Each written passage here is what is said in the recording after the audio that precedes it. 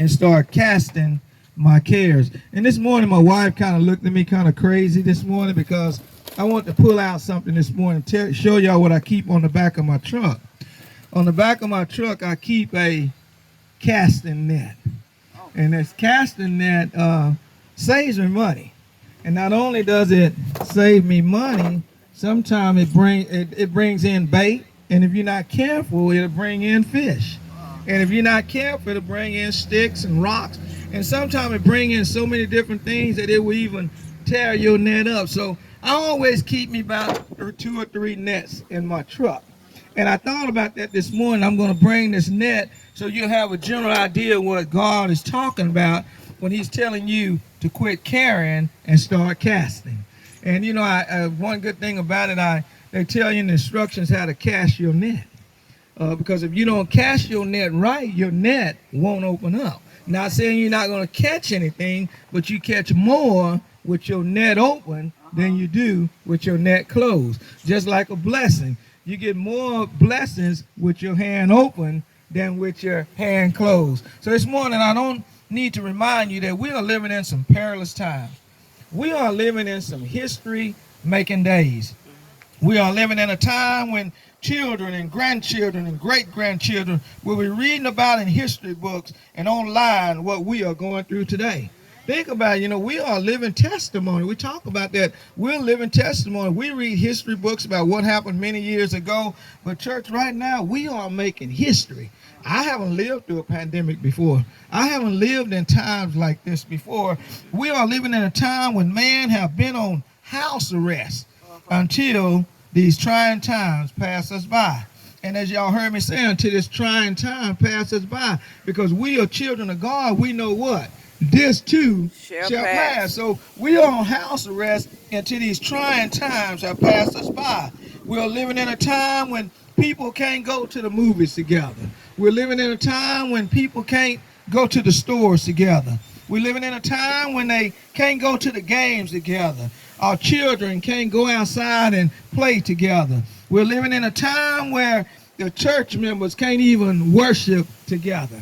We are living in some perilous times right now, but God already reminded us about the times that we're in, because he says in the book of James, think it not strange. This is not strange to us. Think it not strange concerning these trials, and they're only here to try you. As I said last week, we're not going to let nothing or no one separate us from the love of God. There is always a way with God. For God, we sing that song, the Lord will make a way somehow. We may have to do online. We may have to do texting. We may have to do crayons or color, but whatever way, God will make a way. Christ has asked us and told us today, we need to be reminded to let in the midst of no matter what's going on in the world. He says in the book of St. Matthew and St. John and all the Gospels, let not your hearts be troubled. Why? Because all we have to do is believe in God. Let not your hearts be troubled. You believe in God, believe also in me. Although the world have its share of troubles, you can rejoice knowing that God has more than its share of blessings. Let me say that again. Although the world has its share of troubles, you can rejoice knowing God have more than his share of blessing. Isn't God good? God said, I can bless you through the pandemic. I can bless you through your sick days. I can bless you through your trials and tribulations. I can bless you through. How many of y'all been blessed through the storm?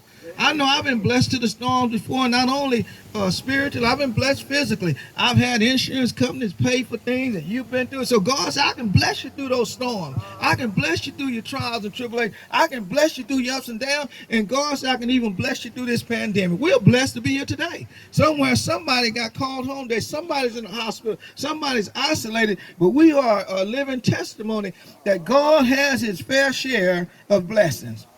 Jesus said in Matthew 11, we just read it, 29, take my yoke upon you and learn of me. Learn of me. He said, you shall find rest unto your soul. There's a lot of people, when you get worried about things and you begin to stress about things, don't you know it'll mess up your sleep? It'll mess up your rest. And it says the rocks cried out. And what did it say? There is no resting place down here. But God say, no matter what we go through, you can find rest unto your soul. He says, how? For my yoke is easy and my burden is light. Today, church, God has given us the invitation to quit carrying our burdens and start casting our cares. Casting all our cares up on him, and not just cast them, but you can go ahead and cast them knowing that God cares for you.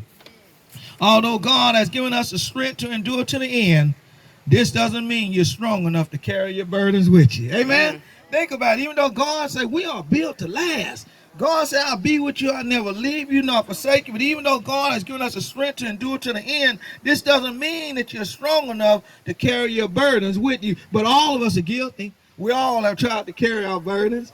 And this, you'll hear a little bit about this here later on. We can write a book about all the problems we had to go through. We can write they call it a novel. We can write a novel that all the things that we had to go through, that those problems that was turned into burdens.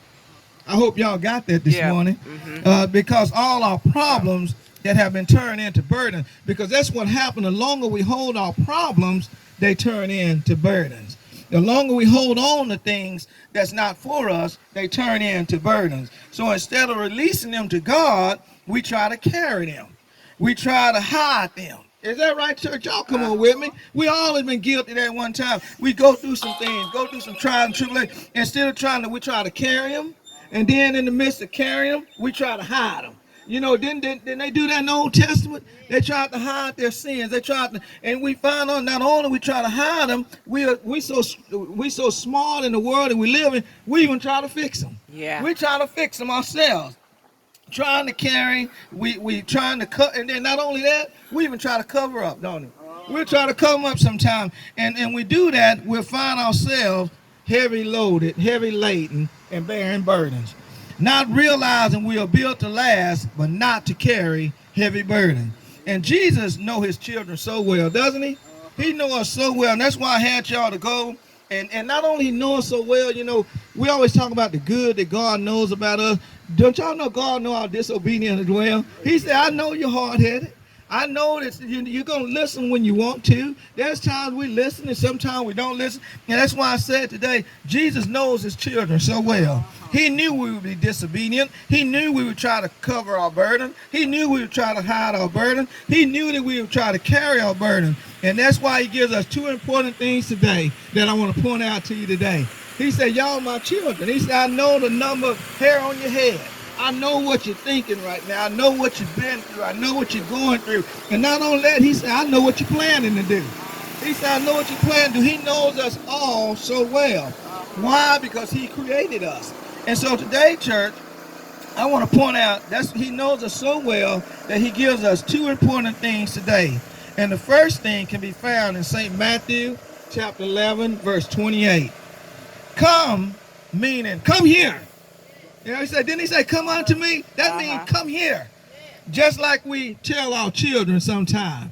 Sometimes like we tell our husbands sometimes, right, Sister Caldwell? Or tell our spouses sometimes, come here. And not only he says, come here, but it also say, come unto me, all ye that labor.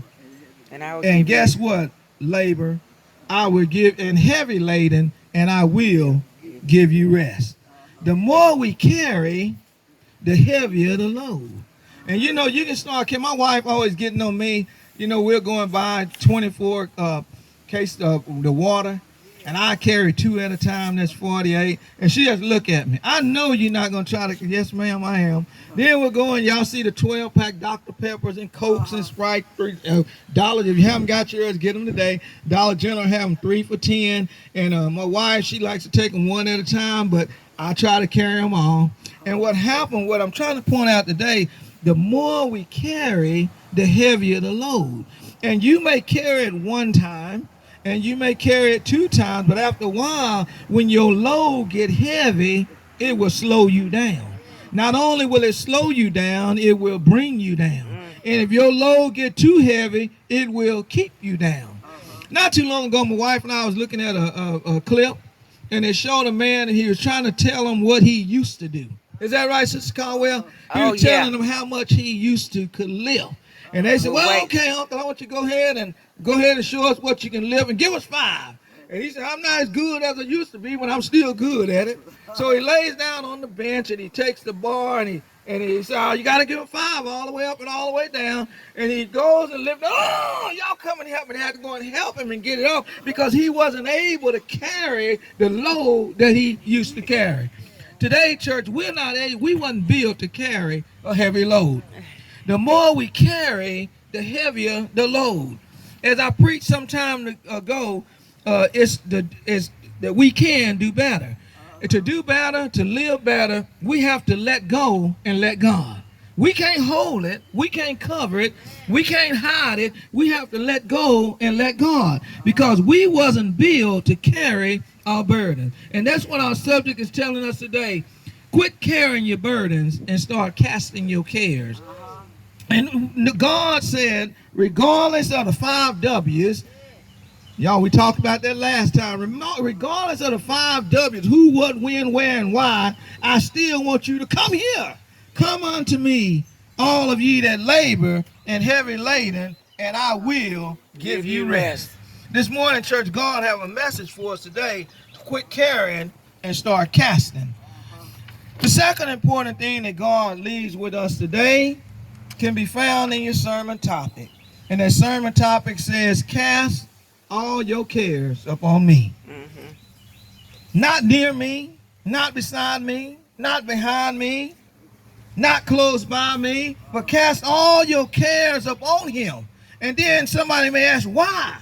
And then he say, because I care for you. God already had the answer. He said, I want you to cast all that you're going through. Cast all that you're thinking about. Cast all what's been bothering you. Cast the adversary. Cast his thoughts. Cast his ways. I want you to cast it all unto me because I care for you. Don't you know if somebody care for you, don't you know they want to work things out for you? If somebody care for you, they'll do anything for you. And that's what our God, Lord and Savior, did for us. Meaning today, church, regardless what you have been going through, regardless of what you have to go through, regardless how you've been treated, no matter what Satan has tried or what he's trying to do, regardless what Satan has put on your plate, God said all you have to do is start casting. He said, you know, it's easy to cast. My wife think casting is easier than fishing. When the fish don't bite, she's ready to cast. And I mean, she'll cast right there. And then God said, I don't want you to do a whole lot. He said, all I need you to do is just cast your cares. Tell me, just cast them to me. And if we cast them to God, God will take care of everything else. No matter what Satan has tried to do. And y'all know what the scripture, if you read down in 1 Peter, where we was at in verse 5, it says he is devouring lion. He's come to devour, steal, kill, and destroy. He's coming to do all he can to bring you down, put you down, keep you down. But God said, God is counting on you and telling you today, and reminding you today, all you have to do is start casting. If you do the casting, God will do the rest.